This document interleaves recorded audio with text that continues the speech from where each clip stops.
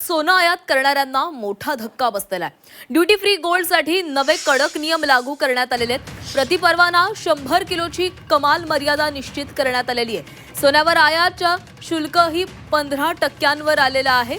सोन्याच्या वाढत्या आयातीतील आळा घालण्यासाठी सरकारनं एक मोठं पाऊल उचललेलं आहे। शुल्कमुक्त सोनं आयात करणाऱ्या निर्यातदारांसाठी आता प्रति परवाना 100 किलोची कमाल मर्यादा निश्चित करण्यात आलेली आहे। सोन्यावरील आयात शुल्क 6% वरून 15% वाढवल्यानंतर सरकारनं आता आणखीन एक कठोर पाऊल उचललेलं आहे। परकीय व्यापार महासंचालनालयानं रत्न आणि दागिन्यांच्या निर्यातदारांसाठी शुल्कमुक्त सोन्याच्या आयातीचे नियम कडक केलेले आहेत। देशाचा सतत वाढणारा आयात खर्च रोखणं हेच या निर्णयाचं मुख्य उद्दिष्ट आहे।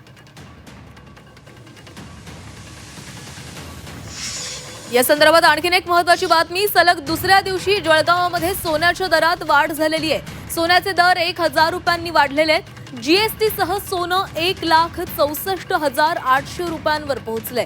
2 दिवसातच सोन्याच्या दरात तब्बल 9000 रुपयांची वाढ झालेली आहे। ऐन लग्नसराईमध्ये सोन्याच्या दरात विक्रमी वाढ झाली आहे, तर चांदीच्या दरात कुठलीही वाढ झालेली नाहीये। चांदीचे दर स्थिर आहेत।